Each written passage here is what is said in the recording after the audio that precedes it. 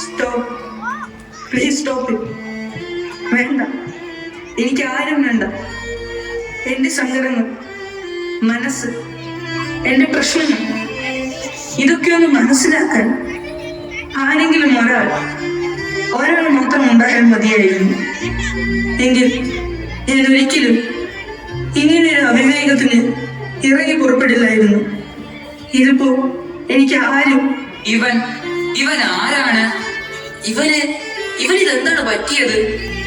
ആവോ, അതൊന്നും അറിയില്ല. പക്ഷേ ഇവൻ എന്തോ സങ്കടമുണ്ടെന്ന് തോന്നുന്നു.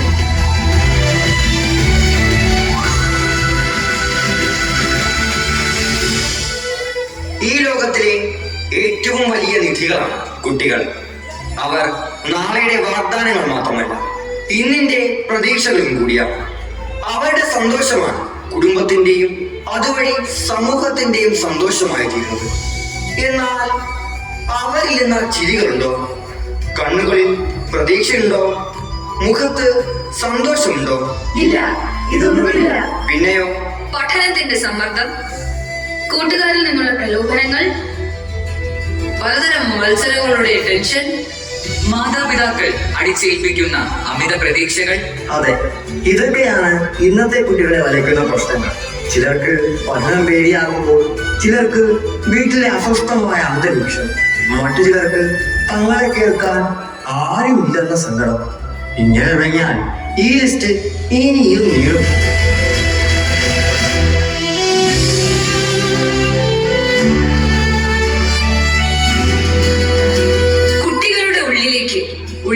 ഉള്ളിലേക്ക് നോക്കാൻ ശ്രമിക്കുകയാണ് ഈ കുഞ്ഞു നാടകത്തിലൂടെ ഞങ്ങൾ അവതരിപ്പിക്കുന്നു അകം. എന്റെ അവസ്ഥ ആരോട് പറയാനാ?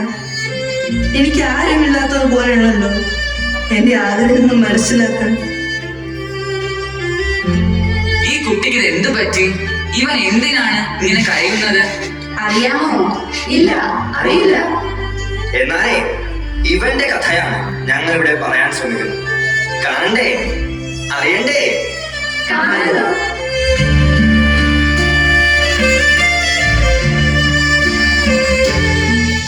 കലയും കലാരൂപങ്ങളും സമൂഹത്തിന്റെ കണ്ണാടിയാകുമ്പോൾ അവയിൽ പ്രതിഫലിക്കുന്നതൊക്കെ നമുക്ക് ചുറ്റും നടക്കുന്ന സംഭവങ്ങളാകാം. കുഞ്ഞു മനസ്സിന്റെ ഉള്ളറകളിലേക്കുള്ള ഒരു യാത്രയാണിത്. ഇവിടെ ഞങ്ങൾ കാണിക്കുന്നതൊന്നും എവിടെയോ നടന്നു കഴിഞ്ഞതോ നടന്നുകൊണ്ടിരിക്കുന്നതോ നടക്കാനുള്ളതോ ആകാതിരിക്കട്ടെ.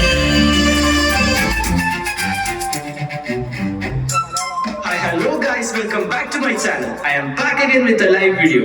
By the way, എന്തൊക്കെയാണ് ഗൈസ് ഈ കൊച്ചു കേരളത്തിൽ നടക്കുന്നത്? മുൻപൊക്കെ അപകടം വന്നാൽ ആദ്യം ആളുകൾ ചെയ്യുന്നത് ആംബുലൻസ് വിളിക്കുകയോ ആളുകളെ രക്ഷിക്കാൻ ശ്രമിക്കുകയോ ഒക്കെയാണ്. ഇന്നത്തെ ആളുകളോ ആദ്യം ഫോൺ എടുത്ത് സംഭവം ട്രെൻഡിങ് ആക്കാൻ നോക്കി ലൈവ് അപ്ഡേറ്റുകൾ എടുത്ത് കോമൺ സെൻസ് ഇല്ലാത്ത പോലെ. അപ്പൊ നിങ്ങളോ? ഞാനും അവരിലൊരാൾ തന്നെ. ഞാനിന്നിവിടെ ഈ ലൈവ് അപ്ഡേറ്റ് ആയി വന്നിരിക്കുന്നത് നേരത്തെ പറഞ്ഞ പോലെ ട്രെൻഡിങ് ന്യൂസ് തരാനാണ്. ട്രെയിനിന് മുന്നിൽ ചാടാൻ ശ്രമിച്ച ഒരു കുട്ടിയെ കുറിച്ചുള്ള വിവരങ്ങളാണ് എനിക്കിപ്പോൾ നിങ്ങളിലേക്ക് എത്തിക്കുവാനുള്ളത്. വരും, നമുക്ക് വീഡിയോയിലേക്ക് പോകാം.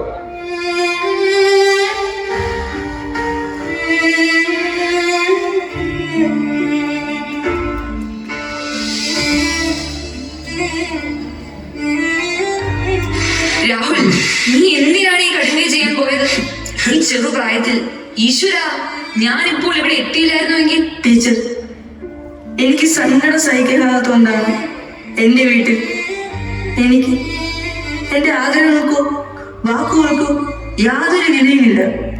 എന്തുണ്ടായി അത് പറയൂ. എന്തിനാണ് നീ ഇങ്ങനെ ഒന്ന് തീരുമാനിച്ചത്? ടീച്ചറിന് അറിയാമല്ലോ എനിക്ക് ഫുട്ബോളിനോടുള്ള ക്രൈസ്. ഞാൻ ഒരുവിധം നന്നായി കളിക്കുകയും ചെയ്യും. പക്ഷേ എന്റെ വീട്ടിൽ അതൊരു കുറ്റമാണ് ടീച്ചർ. അതിനിപ്പോൾ എന്തുണ്ടായി മോനെ? അതൊക്കെ ഞാൻ പറയാം teacher.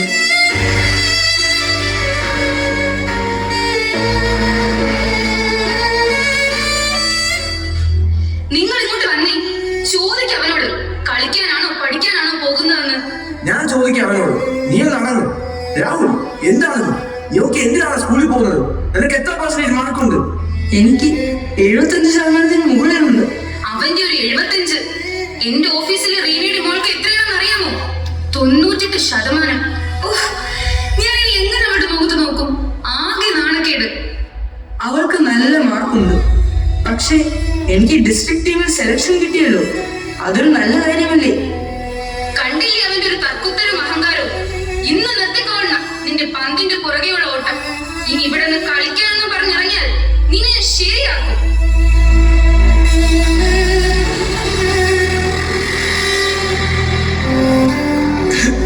Congratulations, my dear uncle. This achievement is a true reflection of your hard work and dedication. Well done, my dear. നീ പൊളിച്ചു മുത്തേ. നിന്നെ കൊണ്ട് ഇത് അച്ചീവ് ചെയ്യാനാകുമെന്ന് ഞങ്ങൾക്ക് ഷുവർ ആയിരുന്നു. ഇനി മേലിൽ ഫുട്ബോൾ എന്നും പറഞ്ഞ് ഇവിടെ നിന്ന് ഇറങ്ങരുത്. ഇനി പഠിത്തം മാത്രം മതി.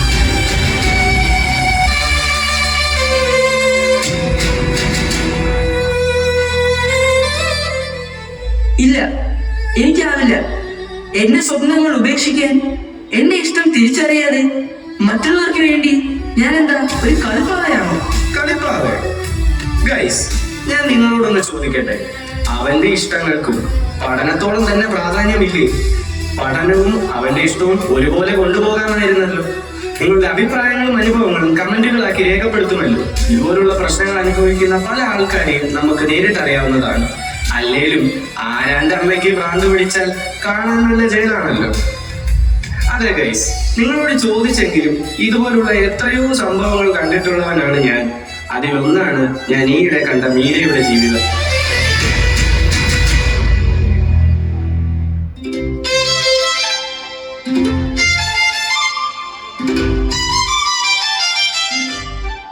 ഇന്നൊരു സൺഡേ ആണ്, ഹോളിഡേ. കുറച്ചെങ്കിലും റിലാക്സ് ചെയ്യണം. അമ്മയോടൊപ്പം കുറെ സമയം സ്പെൻഡ് ചെയ്യണം. കുറെ കാര്യങ്ങൾ എനിക്ക് അമ്മയുമായി ഷെയർ ചെയ്യാനുമുണ്ട്. പക്ഷേ അമ്മയെ കാണുന്നില്ലല്ലോ. അമ്മേ, മോളെ, മാള് ഇവിടെ ഇല്ല. ജോലിക്കാരത്തിന് എന്തോ പോയതാണ്. അത്യാവശ്യമാണെന്ന് പറഞ്ഞായിരുന്നു. മോള് നല്ല ഉറക്കായിരുന്നു, അതുകൊണ്ടാണ് എന്നെ വിളിക്കാതെ പോയത്. അല്ലേലും അമ്മയും മോളും പരസ്പരം സംസാരിക്കുന്നുണ്ടോ, കാണുന്നുണ്ടോ?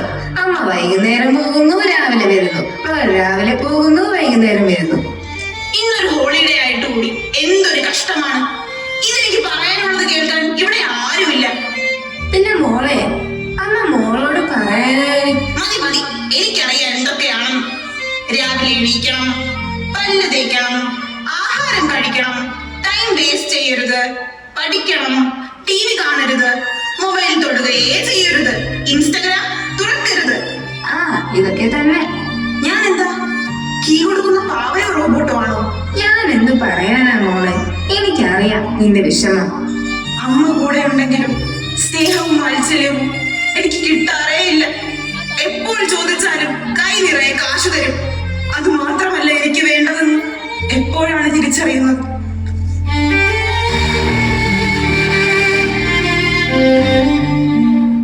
ഇതാണ് മീരയുടെ പ്രശ്നം. കണ്ടോ, ഒറ്റപ്പെടൽ.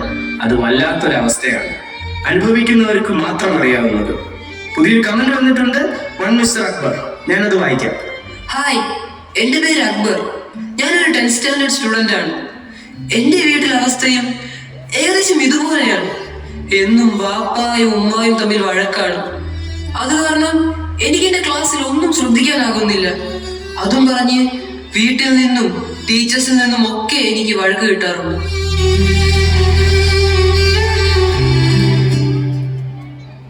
അക്ബർ, നീ ഇന്നും ഹോംവർക്കൊന്നും ചെയ്തില്ലേ? എന്താണ് ക്ലാസ്സിൽ വന്നാലും നീ ഒന്നും ശ്രദ്ധിക്കുകയില്ല. ഈയിടെയായിട്ട് എന്താണ് ഇങ്ങനെ? ടീച്ചർ, അതിന്റെ വീട്ടിൽ എനിക്കൊന്നും കേൾക്കണ്ട. ഒന്നും പഠിക്കുകയില്ല, എല്ലാത്തിനും ഓരോരോ എക്സ്ക്യൂസുകൾ. ടീച്ചർ, എനിക്ക് പറയാനുള്ളത്. എന്തിനാണ് മോയെ നീ കരയുന്നത്? കരയാതെ എന്താണെന്ന് എന്നോട് പറയൂ. ടീച്ചർ, എനിക്ക് വീട്ടിൽ പഠിക്കുവാനുള്ള അന്തരീക്ഷമേ ഇല്ല. വാപ്പയുടെ മദ്യപാനവും അതിനെ തുടർന്നുണ്ടാകുന്ന വഴക്കും എന്തോ ആകെ ഒരു സമാധാനക്കേട്. കരയണ്ട, ഞാൻ അവരോട് സംസാരിച്ചോളാം. അവർക്ക് മനസ്സിലാകും. വിഷമിക്കണ്ട കേട്ടോ.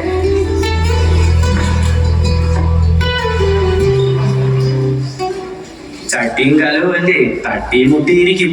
ചിലപ്പോ തട്ടും, ചിലപ്പോ പൊട്ടും. അതിനിടയിൽ പെട്ടുപോകുന്ന കുട്ടികളുടെ മാനസികാവസ്ഥ ആരും തിരിച്ചറിയുന്നില്ല. പൊട്ടിത്തെറികൾ തങ്ങൾക്കുള്ളിൽ തന്നെ പരിഹരിച്ചിരുന്നുവെങ്കിൽ കൂടുമ്പോൾ ഇമ്പമുള്ള കുടുംബങ്ങളിൽ എന്നും സന്തോഷം നിറഞ്ഞേനെ. ഇനി ഡേ ഇൻ മൈ ലൈഫും ഗെറ്റ് റെഡി വിത്ത് മീയും ഒക്കെ കണ്ട നിങ്ങളോട് ഞാൻ എന്റെ ലൈഫ് കൂടി ഷെയർ ചെയ്യാം. കുടുംബത്തിനകത്തുള്ള പ്രശ്നങ്ങൾ മാത്രമല്ല, കൂട്ടുകാരും ചിലപ്പോൾ നമ്മളെ സ്വാധീനിച്ചേക്കാം. അതിന്റെ ഉദാഹരണമാണ് എന്റെ ജീവിതം.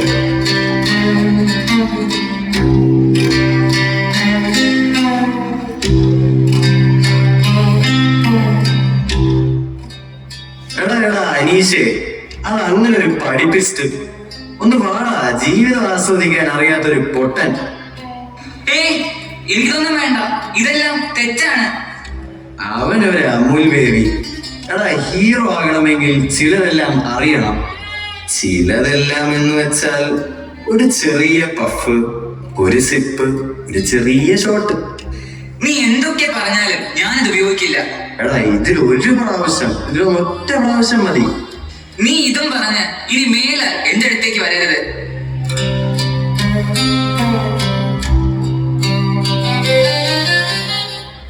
കണ്ടില്ലേ, ഇതാണ് പിയർ പ്രഷർ. കൂട്ടുകാർ വഴികാട്ടികളാകേണ്ടതിന് പകരം കുഴതോണ്ടികളാകുന്ന അവസ്ഥ. ഇത്തരം ചെറിയ ശ്രമങ്ങളാണ് പലപ്പോഴും ജീവനാശത്തിന് കാരണമാകുന്നത്.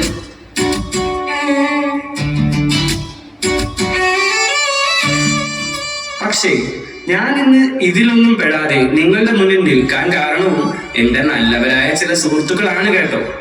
ചന്ദനം ചാരിയാൽ ചന്ദനം മണക്കും, ചാണകം ചാരിയാലോ അത് തന്നെ.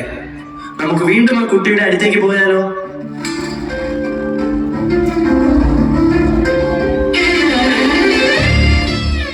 നിന്റെ വാക്കുകളിലൂടെ പല ജീവിതാനുഭവങ്ങളും കുട്ടികളുടെ കഷ്ടപ്പാടും എത്രത്തോളമാണെന്ന് മനസ്സിലായി.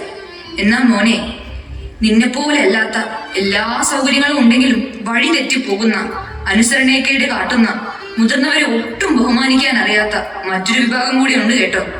അവർക്ക് ശരിയായ മാർഗം കാണിക്കാൻ നാം തയ്യാറായാൽ അവരും തീർച്ചയായും നല്ല കുട്ടികളാകും. ഓരോ കുഞ്ഞുങ്ങളും ജീവിതത്തിന്റെ വർണ്ണ ലോകത്തിലേക്ക് സന്തോഷപൂർവ്വം പറന്നുയരണമെന്നാണ് മാതാപിതാക്കളും അധ്യാപകരും സമൂഹവും ഒക്കെ ആഗ്രഹിക്കുന്നത്. അതിന് നിങ്ങളോടൊപ്പം ചേരുവാൻ എല്ലാവരും ഒരുക്കമാണ്. ഞാനും.